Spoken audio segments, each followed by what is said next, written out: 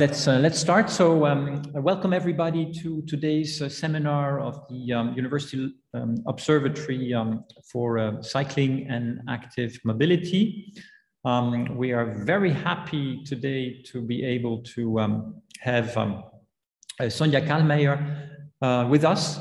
She has been very much involved in the genesis and development and perfection of HEAT, Health Economic Assessment tool that allows one to calculate monetary aspects of interventions that have effects or had effects or may have effects with regard to cycling and walking in a certain environment. Sonja is has a master's in environmental hygiene from the Swiss Institute of Technology, the ETH-Z in Zurich, and then continued with a PhD in epidemiology from the University of Basel.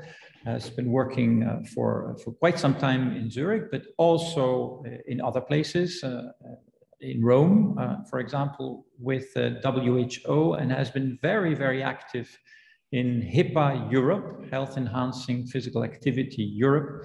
And she still has very strong ties with that group of people that try to promote activities in the field of health enhancing physical activity. Right now, she's working for the Distance University in Switzerland, and there also she remains very much interested in health promotion through physical activity, and her interest in cycling dates from a long time, and she's still very much involved in thinking and researching in this area. So we're very, very happy that Sonja is with us because she was at the beginning of the genesis of the HEAT tool.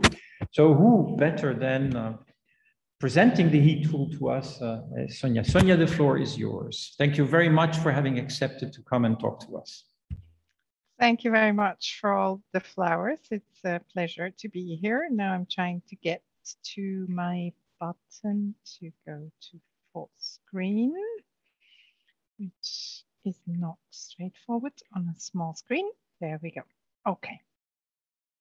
Welcome, ladies and gentlemen. I'm very pleased as a member of the core group of the HEAT project to present you a bit of background on the science and the use of this tool.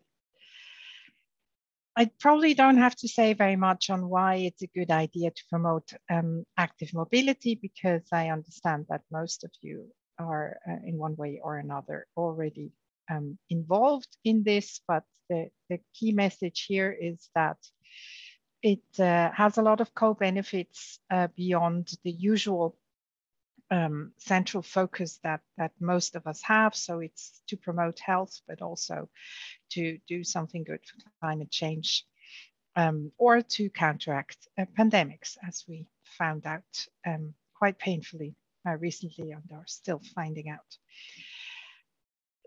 The HEAT is a very evidence-based tool, and if we don't have the evidence available that we think would be good to base this tool on, then sometimes we carry out own reviews like this one on the reduction, the extent of reduction of premature mortality stemming from regular cycling and walking, which then we publish scientifically so that it can go through the scrutiny of our peer review colleagues. And through this review, we could show that regular cycling and walking reduces mortality by about 10% if the physical activity recommendations are met through regular cycling and walking. One question that we almost always got when we talked about promotion and cycling of walking or walking, especially some 10, 15 years ago, and this was less of a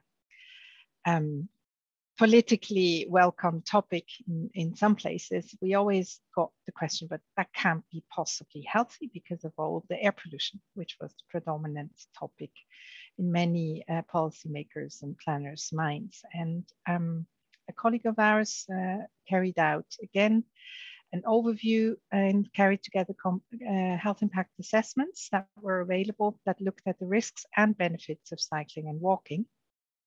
And the dark gray parts of the bars here are the benefits from the regular physical activity.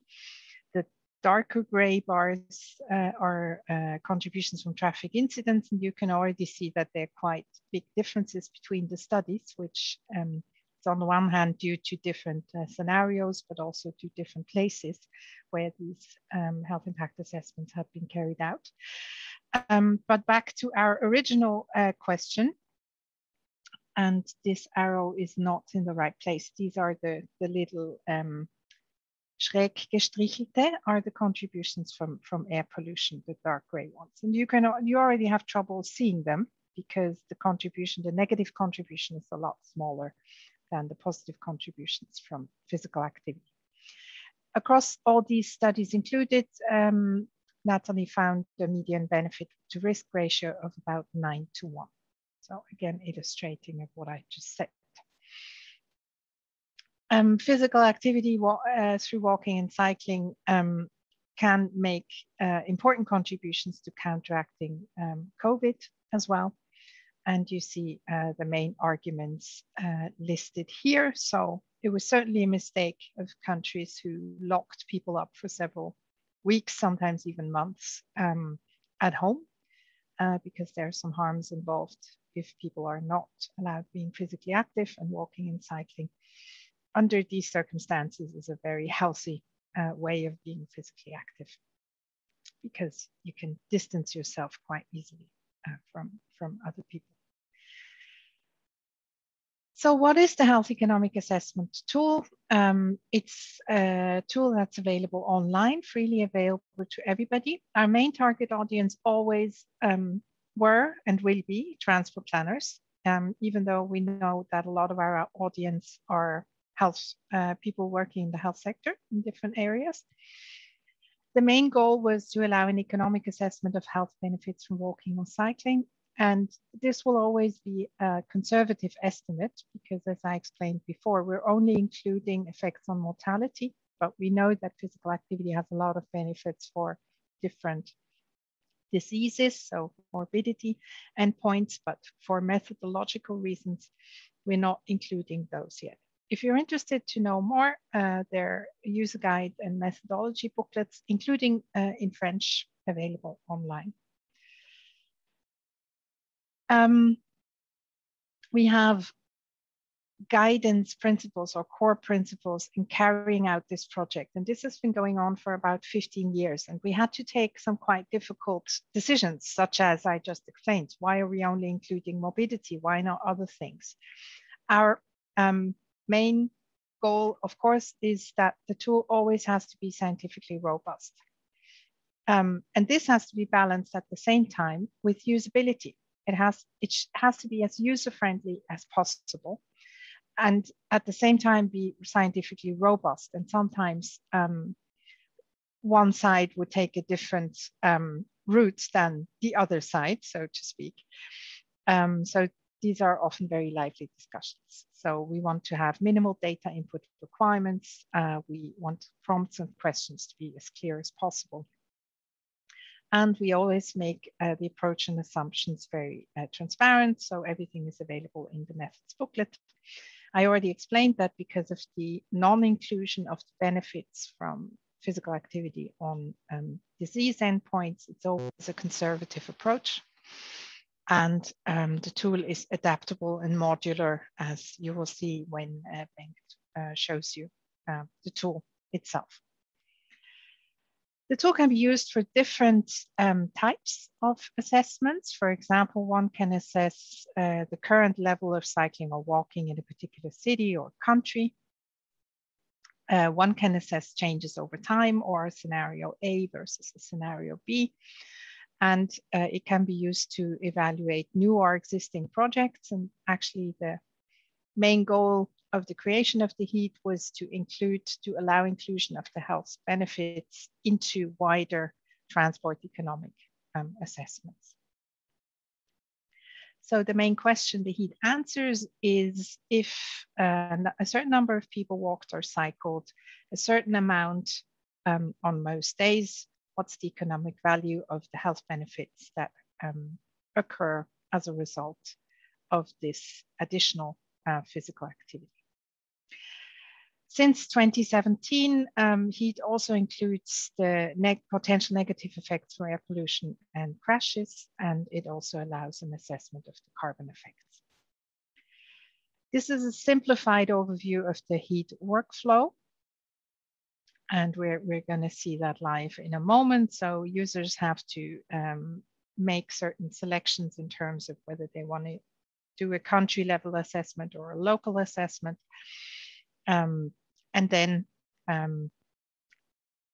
the two input values they need if they have nothing else. So this middle box here is they need an assumption or data on a certain volume or of cycling or walking, and to which population this behavior occurs. And the rest is done based on best available default values and background data. This is a more detailed version. If you have questions, maybe I'm happy to go back to that afterwards, but now I'm just flipping through. Here you can see the different modules, so you can assess physical activity benefits, air pollution risks, crash risks, and carbon effects.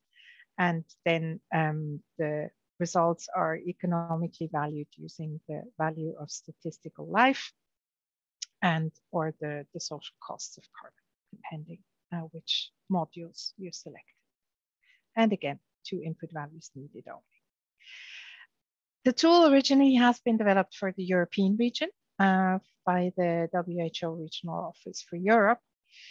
And nevertheless, we see worldwide use and about 1 million times website visited by quite a large number of visitors. Unfortunately, the web stats aren't fully comparable since 2017 because we switched to a different programming platform.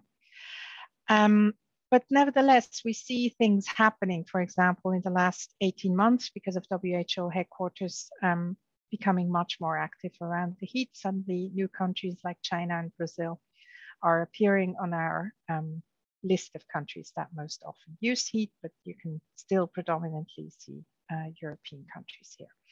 It's being used in a variety of applications, and to our delight, but also surprise, about 30 scientific publications use the heat, even though I told you that it's been developed for transport planners, but it probably vouches for its scientific validity and robustness, which is of course excellent.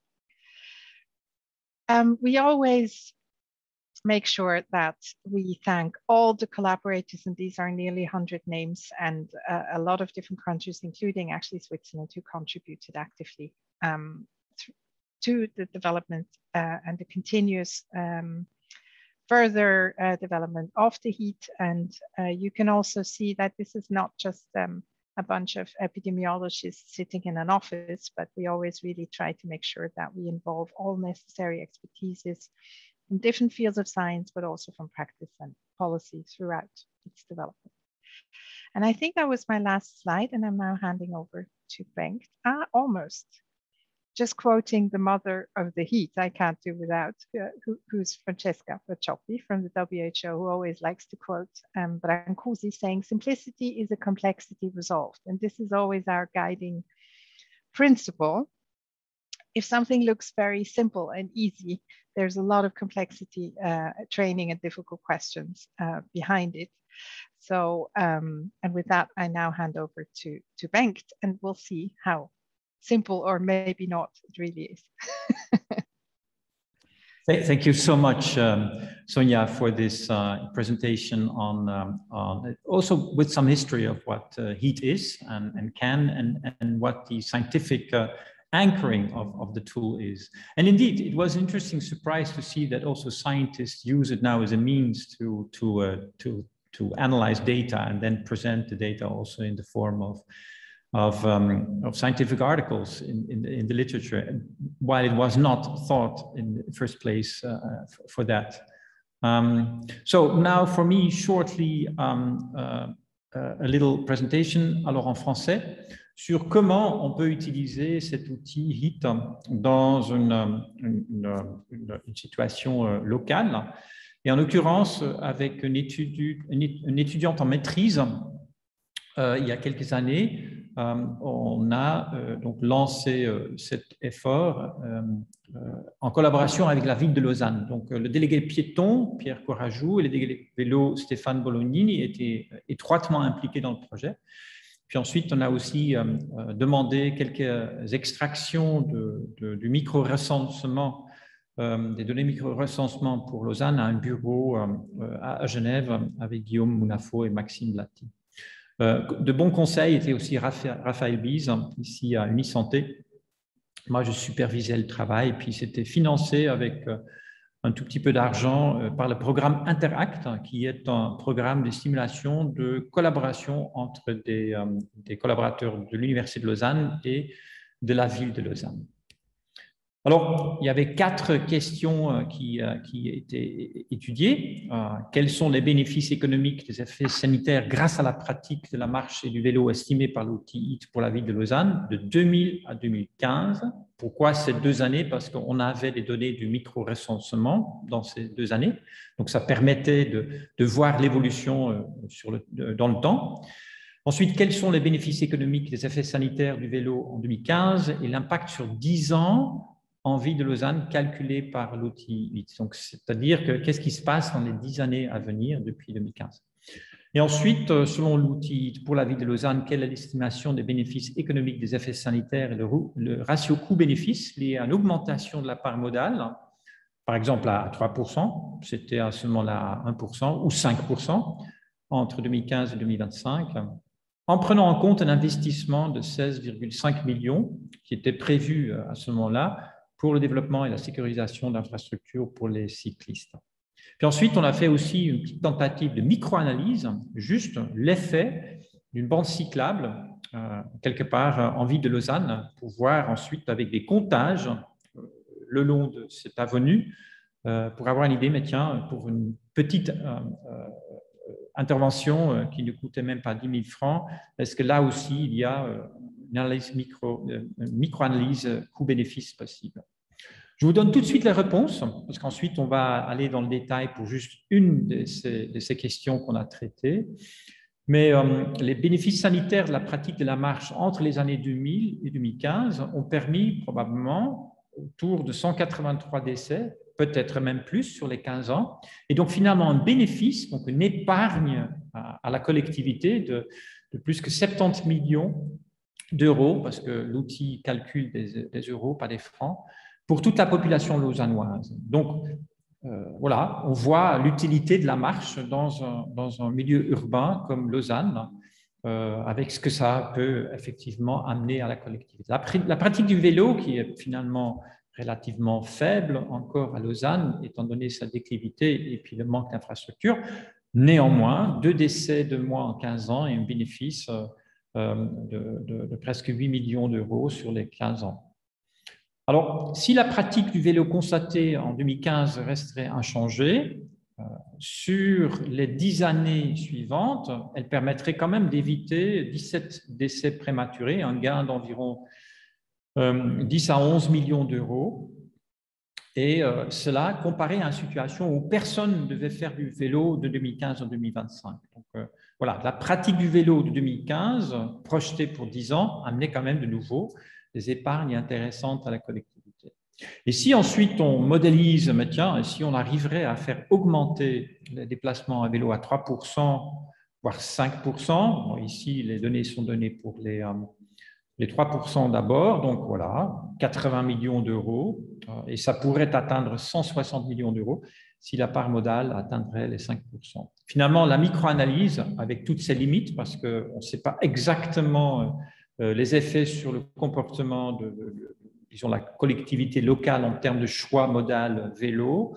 Néanmoins, on a vu qu'il est probable que l'investissement d'une dizaine de milliers de francs a quand même un potentiel sur 5 ans d'un bénéfice de presque un demi-million d'euros. pour la population cycliste concernée. Donc, on voit là effectivement des effets tout à fait assez impressionnants. D'où l'utilité aussi de cet outil, parce que ça permet vraiment de montrer de ce que vaut un certain choix de part modale en termes de déplacement au quotidien par la marche ou par le vélo. Alors, pour éviter que, bien évidemment, quand on fait des démos live, que l'outil se plante ou que la connexion Internet ne marche pas, etc., j'ai fait des copies d'écran. Et ici, vous voyez simplement la copie d'écran du homepage de l'outil. C'est très sobre, très simple, avec un menu tout à fait classique à gauche. Et je vais vous maintenant amener progressivement à travers les quelques pages à traiter si on souhaite utiliser cet outil pour faire une analyse. Alors voilà, on start using the tool, on choisit cela, et puis ensuite, d'abord, on est confronté quand même avec quelques explications, parce que comme toujours, oui, la simplicité de l'outil fait que voilà, on n'entre que 2 données, puis ensuite on a des résultats. Il faut quand même être conscient qu'il faut une certaine façon d'appréhender cet outil pour ne pas faire des erreurs, ne pas être induit en erreur, bien évidemment. Donc, il y a des explications et chaque fois, il y a de l'aide, il y a des, comme disait Sonia tout à l'heure, aussi en français, des explications disponibles qui permettront ensuite d'utiliser l'outil de façon bien informée et assurée. Alors, il y a 5 pas. Il faut définir ce qu'on veut faire. Ensuite, il faut rentrer les données nécessaires pour la question posée. Ensuite, également, se poser la question, OK, d'accord, est-ce que j'étais trop simple dans ma question? Est-ce qu'il y a eu peut-être d'autres choses, par exemple sur une durée de temps donnée, qui ont pu également influer le comportement? Si, par exemple, j'aménage un environnement urbain pour le rendre plus adapté pour le vélo, est-ce que sur les 5 années ou les 10 années de données que je souhaite analyser, il y a peut-être eu d'autres choses qui ont également amené à des personnes de choisir le vélo? On peut penser, par exemple, aujourd'hui à Covid, ce qui s'est passé à Paris. À Paris, il y a eu la concordance de 2 choses, un changement de l'infrastructure à disposition et en même temps aussi un autre moteur pour le choix modal du vélo à cause de la période Covid. Donc voilà, ça permet ensuite d'ajuster les données et puis d'avoir des données donc ajustées, pondérées pour ce genre de choses également à prendre en compte. Finalement, on peut revoir les paramètres de calcul si on veut choisir de changer des données de départ qui sont codées dans l'outil. On peut. Il y a certains paramètres qu'on peut adapter. Puis ensuite, on a le résultat. Alors voilà, le premier choix à faire, c'est qu'est-ce qu'on veut faire, la marche ou le vélo. On peut aussi faire les deux. Ici, on va choisir d'analyser le vélo. Ensuite, on regarde ces niveaux de pays, de ville ou niveau, disons, quartier. Là, c'est Lausanne, donc City, la Suisse, puis Lausanne, qui est disponible dans l'outil avec des données liées. Ensuite, on peut choisir ce qu'on veut faire. Est-ce que c'est un single case, c'est-à-dire qu'on fait une analyse de la situation à un certain point donné dans le temps? Si on connaît la part modale par la marche ou le vélo, on peut dire à un certain moment dans le temps, étant donné qu'il y a autant de marches actuellement dans la ville de Lausanne, voilà ce que ça représente comme économie en termes de coût à la santé par la mortalité pour cette ville ou ce quartier. On peut aussi analyser 2 cas, c'est-à-dire qu'on compare une observation à un moment donné à une observation à un autre moment donné. Ici, donc, on compare 2000 avec 2015, avec un calcul sur ce que a fait la présence ou le changement dans le temps de la marche, en l'occurrence ici, sur ces 15 années. Ensuite, on peut choisir de faire uniquement l'activité physique ou également inclure la pollution de l'air et les émissions de carbone dans les calculs. Pour le moment, ici, pour ce travail de maîtrise, on s'était focalisé uniquement sur l'activité physique. Ensuite, il faut rentrer les données. Alors voilà, il y a 2 points. Donc, il faut donner ensuite des chiffres.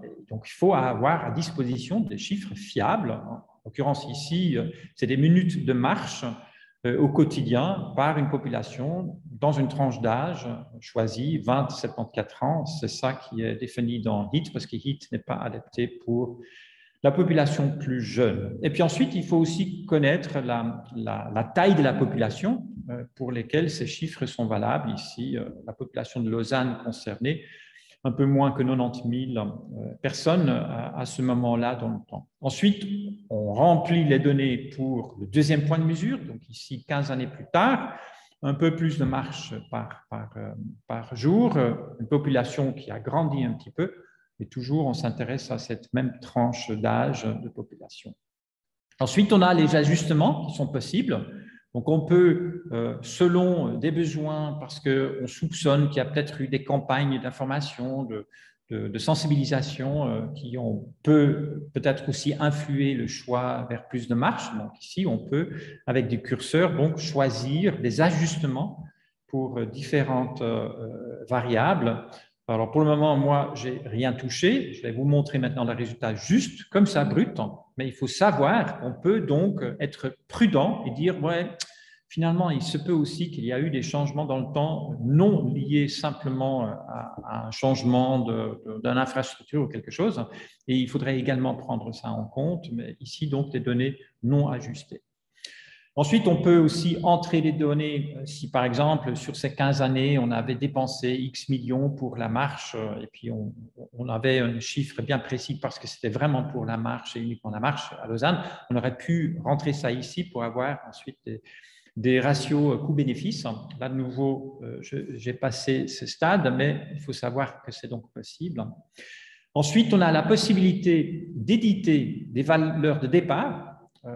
Discount rate, c'est un chiffre qui prend en compte le fait qu'un franc en 2000 n'est pas de la même valeur un franc ou un euro en 2015. Donc voilà, l'inflation, etc., ça s'est pris en compte. Si on a des bonnes raisons de vouloir avoir utilisé donc un autre chiffre, ben ici, on a le choix d'adapter cela. Mais pour le moment, moi, je me suis tenu aux valeurs, disons, données par défaut par l'outil, qui sont quand même ancrées dans de l'évidence scientifique des publications publiées dans la littérature. Et ensuite, on clique et boum, déjà les résultats. Voilà, on a un rappel simple des résultats.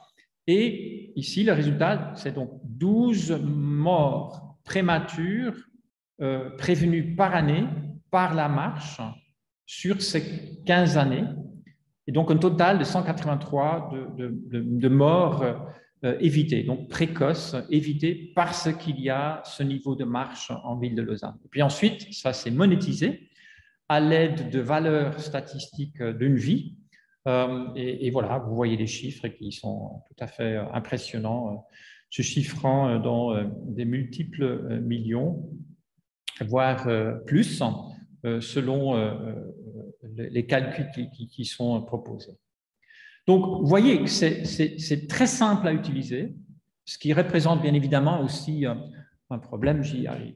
Ensuite, ça c'était les données en résumé, mais il y a aussi ensuite la possibilité de télécharger les données dans un format Excel, CSV, qui permet ensuite de voir tous les détails et de revoir ce qui a été utilisé comme données de départ et puis comment on est arrivé ensuite à ces résultats avec tous les détails afin de pouvoir étudier ça de plus près et puis éventuellement de faire encore d'autres calculs avec.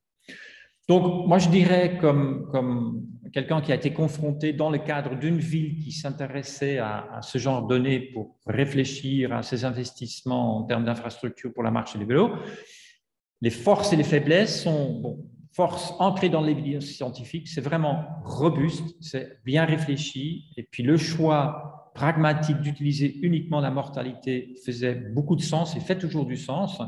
Ça donne ensuite des résultats qui sont plutôt plus bas que ce que c'est la réalité, parce qu'on fait abstraction de la morbidité, qui sont toutes quand même aussi là, mais qui amène ensuite une simplicité à l'utilisation de l'outil qui est tout à fait intéressant. Et ça permet ensuite des effets obtenus par des interventions, des retours sur l'investissement fait, et aussi, surtout, de planifier des effets futurs. Donc, la planification de projets, ça devient très intéressant. Voilà, on fait quelque chose dans l'environnement urbain, on projette que ça pourrait amener à un changement de la part modale marche de X%, quel sera le retour sur l'investissement dans 5, 10, 15 années?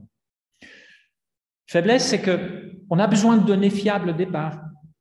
Comme les disent parfois les anglophones, garbage in, garbage out. C'est-à-dire que la qualité des résultats dépend vraiment de la qualité des données qu'on rentre. Donc, en l'occurrence ici, je vous ai donné un exemple avec des données obtenues par le micro-recensement, qui est un échantillonnage assez représentatif et à condition d'avoir des groupes d'au moins 600 personnes pour une aire géographique donnée.